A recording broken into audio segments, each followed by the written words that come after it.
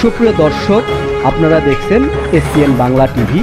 দেখুন ও সাবস্ক্রাইব করুন SPN Bangla TV, দেশ ও মানুষের কথা বলে। আপনাদের এখানে কোনো ডাক্তার নেই, এটা আমি নতুন। আমি আশা করব যে আপনারা ডাক্তারদেরকেও আপনাদের সংগঠনের মধ্যে এই এশিয়া তৃণমূল মানবাধিকার ফাউন্ডেশন, বাস্তবায়ন ফাউন্ডেশনের আপনারা দিয়ে কাজ করাবেন, স্বাস্থ্য সেবায় অবদান রাখে। এই জন্যই আমি তাদেরকে আহ্বান জানাবো, আপনারা অবশ্যই তৃণমূল মানবাধিকার বাস্তবায়ন ফাউন্ডেশনে যোগ দিন এবং শক্তিশালী। এই জন্যই বলছি যে আমি মনে করি এখানে প্রায় সাংবাদিক আছেন, সাংবাদিকরা আপনারা সম্মাননা দিয়েছেন প্রায় 68 জন। আমি দেখেছি প্রায় 68 জন 70 জন মতো আছে সাংবাদিক যেখানে থাকেন। সাংবাদিকের লেখনী অত্যন্ত শক্তিশালী, তারা সেই লেখনীর মাধ্যমে সকলকে যুদ্ধ করতে পারেন, সকলকে এই কাজের ভিতরে এগিয়ে নিয়ে আসতে পারেন এবং তারা মানবাধিকারের জন্য কাজ করতে পারেন। মানবাধিকার কিন্তু একটা বিরাট সম্পদ, বিরাট এরিয়া। এই ব্যাখ্যা দিয়ে আমি শেষ করতে পারবো না। এই ব্যাখ্যা আপনারা অনেকেই জানেন, যারা কোনো ব্যক্তি আছেন কিন্তু মানবাধিকার রয়েছে অনেকে। আপনি বক্তৃতা করে গেছেন, মানবাধিকারের লঙ্ঘন বহু জায়গায় হয়, আবার মানবাধিকার প্রতিষ্ঠা অনেক জায়গায় হয়। সব দেশেই মানবাধিকার লঙ্ঘন হয়, সব দেশেই কিছু কিছু এই মানবাধিকার কর্মী তারা প্রতিষ্ঠা করার জন্য, মানবাধিকার প্রতিষ্ঠা করার জন্য সচেষ্ট হয়। আমি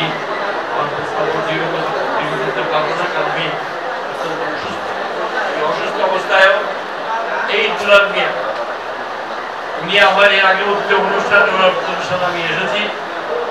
আমি ওনাকে স্নেহ করি এবং ভালো ছোট ভাই। আমার বয়স অনেক, আপনারা কল্পনা করতে পারবেন না এখানে আমার বয়সে কেউ নেই। আমার বয়স 83 বছর। আমি 83 বছরেও আমি আপনাদের ডাকে সাড়া দিয়ে এই মঞ্চে এসেছি, কারণ আমি মনে করি মানুষের সেবার উপরে কোনো সেবা নেই, সবার উপরে মানুষ সত্য, তার উপরে নাই। কথাটা যদি আমরা যখন বলি, আল্লাহ আমাদেরকে সৃষ্টি করছেন আশরাফুল মাখলুকাত, মানুষকে উনি আশরাফুল মাখলুকাত, কারণ মানুষই হচ্ছে সর্বশ্রেষ্ঠ সৃষ্টি। ওনার সর্বশ্রেষ্ঠ সৃষ্টি হচ্ছে মানুষ।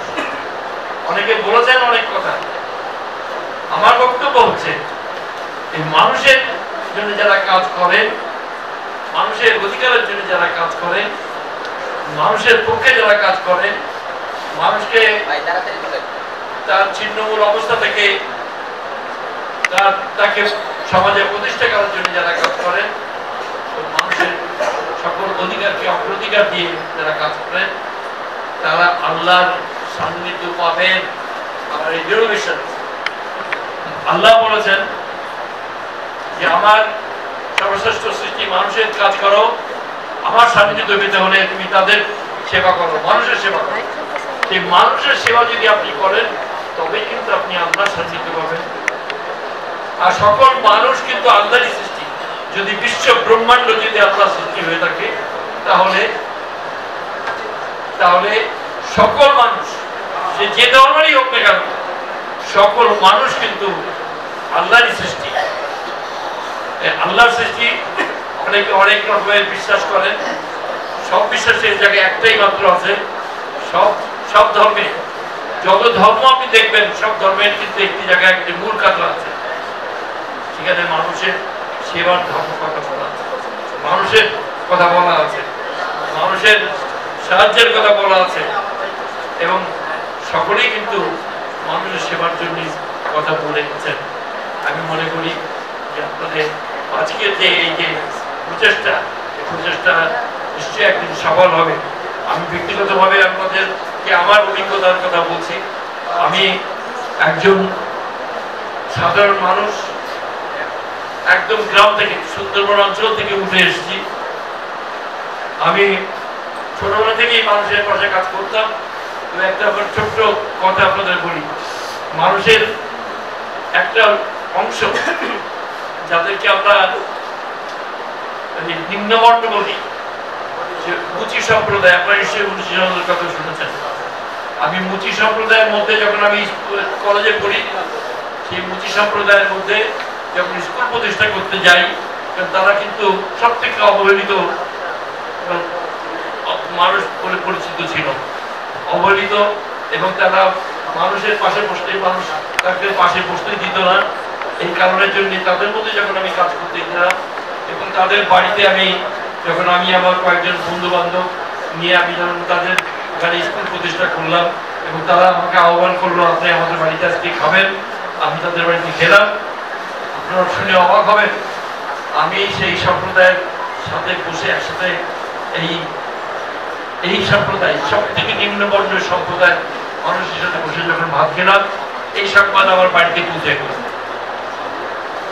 এই বাড়িতে পৌঁছে গেলে তখন বাড়িতে আমাকে ঢুকতে দিবে না, আমাকে বলে ওদের মধ্যে যে থাকো, তুই বাড়িতে ঢুকতে পারবো না। বুঝেন, আমি যদি, তারাও তো মানুষ। আমি তাদেরকে শিক্ষা দিয়েছি, তারা অনেক কিছুই উঠেছে। একজন ব্যারিস্টার পড়ে পাশ করে আমার বাড়িতে এসেছে, গল্পের মধ্যে শোনা যাবে।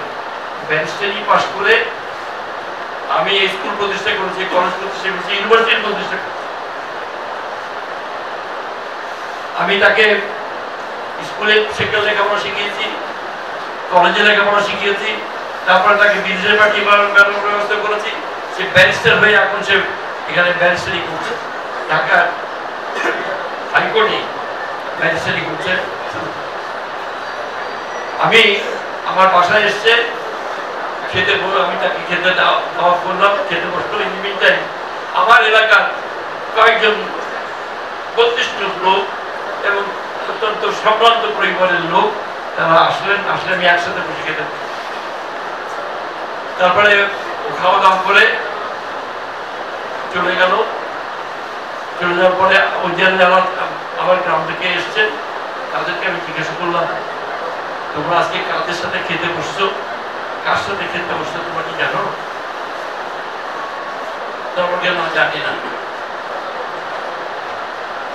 আমি বললাম যে উনি একজন মুচি সম্প্রদায়ের লোক, উনি ব্যারিস্টার।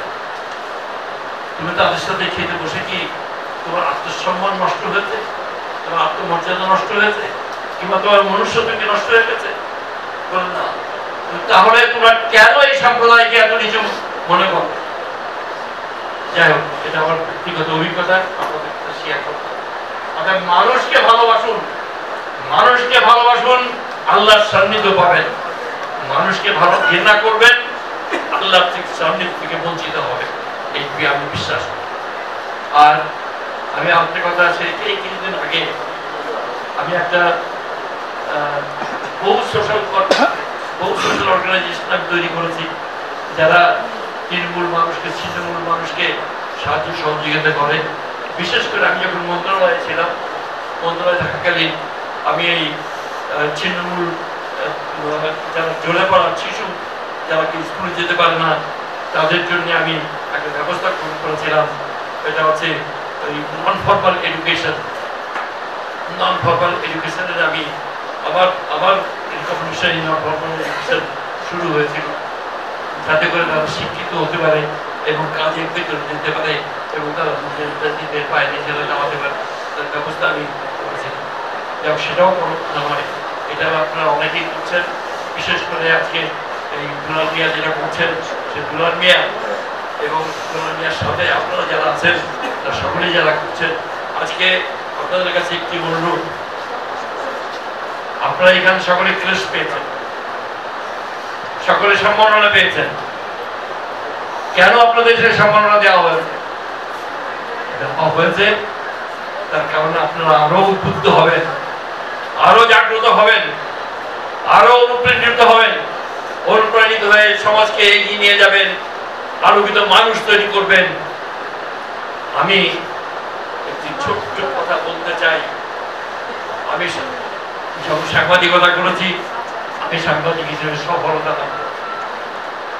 আমি সমাজকর্মী হিসেবে সফলতা লাভ করেছি, আমি শিক্ষা প্রতিষ্ঠান হিসেবে তৈরি করেছি, আমি সমাজ সেবায় যথেষ্ট কাজ করেছি, আমি নিজের স্যাটিসফাইড। কিন্তু একটি জায়গায় আমি অত্যন্ত ব্যর্থ হই। ব্যর্থটা কোন জায়গায় আপনি অনুমান করতে পারেন? অনুমান করতে পারেন না। ব্যর্থ হয়েছি আমি আমার সমস্ত জীবন দিয়ে। আমি একটি মাত্র শিক্ষা দেওয়ার জন্য চেষ্টা করছি মানুষকে, যে আমি যখন স্লোগান দেই আমার নেতার চরিত্র ফুলের মতো পবিত্র, যখন এই স্লোগান দেই তখন আমার নেতা সম্পর্কে আপনাদের সকলের মনে জাগে, হ্যাঁ নেতা নিশ্চয়ই ফুলের মতো পবিত্র চরিত্র, তার চরিত্র ফুলের মতো পবিত্র হবে, এটাই তো আমরা বিশ্বাস করি। কিন্তু কি পাই আমরা? আমরা কি পাই? আমরা পাই আজকে এমপি, রাজনীতিবিদ, মন্ত্রী যাদের কথাই বলেন, আশেপাশে সকলকে তাকিয়ে দেখুন আপনারা, তারা কোন পর্যায়ে চলে গেছেন। মানুষের পাশে থেকে না থেকে তাদের নিজেদের পকেট ভর্তি করেছেন। এই অবস্থা তো আমরা চাইনি। আমি এখানে ব্যর্থ হয়েছি। আমি রাজনীতি অঙ্গনে ছিলাম, রাজনীতিবিদ হিসেবে আমি সম্পূর্ণভাবে ব্যর্থ। আমার সমস্ত জীবন দিয়ে আমি প্রচেষ্টা নিয়েছি, আমি শিক্ষা দেওয়ার চেষ্টা করেছি, আমার সেই স্লোগানটাকে আমি বাস্তবায়িত করার চেষ্টা করেছি, কিন্তু আমি কোনো মানুষকে, কোনো রাজনীতিবিদকে তৈরি করতে পারিনি। আমি রাজনীতিবিদ তৈরি করতে পারিনি, এটা আমার বিপদটা, এটা আমি সম্পূর্ণভাবে ব্যর্থ হয়েছি। আপনাদের মাঝে যে কর্মীর কর্মপ্রেরণা সৃষ্টি হয়েছে, আমি আশা করব যে আপনারা প্রত্যেকে সেই কর্মপ্রেরণায় উদ্বুদ্ধ হয়ে আপনারা রাজনীতিবিদ যারা আছেন তাদেরকে শুধরাবেন, তারা যেন দুর্নীতির বাস্তবে পরিণত না হয়। বাংলাদেশকে আমরা স্বাধীন করেছি যুদ্ধ করে, এক নদী রক্তের বিনিময়ে বাংলাদেশ আমরা পেয়েছি। আমরা এই বাংলাদেশের প্রত্যেকটা মাটি, প্রত্যেকটা বায়ু, প্রত্যেকটা জলবায়ু সবকিছু আমাদের নিজেদের অর্জন করেছি। আমরা অর্জন করেছি দুর্নীতিবাজদের পকেটে ভরবার জন্য নয়, কিংবা দুর্নীতিবাজদের জন্য স্বর্গরাজ্যে পরিণত করবার জন্য নয়, কিংবা দেশকে পৃথিবীর মানচিত্রের দুর্নীতিবাজ দেশ হিসেবে পরিচিত করার জন্য নয়।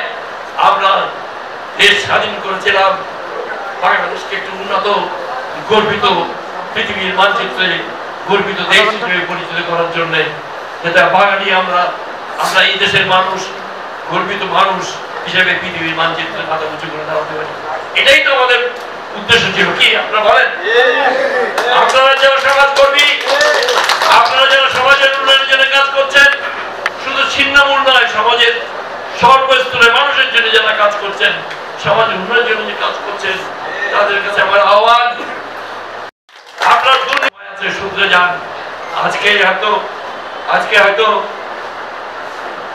হয়তো একদিনে হয়তো শুধরাবে না, কিন্তু 5 বছর 10 বছর যখন আমি থাকবো না, তখন হয়তো শুধরাবে। আজকে যুব সমাজ, তোমার মাথা চাওয়া দিয়ে ওঠো, মাথা উঁচু করে চলো, দুর্নীতিবাজকে রুখে দাঁড়াও, দেশকে গর্বিত রাষ্ট্র হিসেবে পৃথিবীর মানচিত্রে পরিচিত করো। এটাই আমি আমার জীবনের উদ্দেশ্য।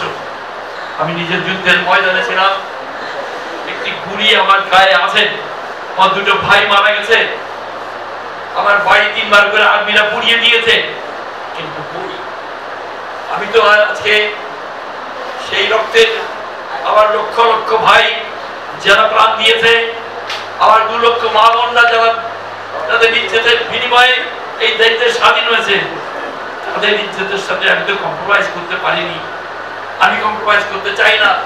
আপনারাও কেউ কম্প্রোমাইজ করবেন না, করবেন না তো? একটু জোরে বলেন, ভাই জোরে বলেন। আপনারা সব দিক থেকে নিজেদেরকে প্রস্তুত করে গড়ে তুলুন। আমি এশিয়া ছিন্নমূল মানবাধিকার বাস্তবায়ন ফাউন্ডেশন আজকে যে অনুষ্ঠান রচনা করেছে, আপনারা সমগ্র দেশ থেকে এসেছেন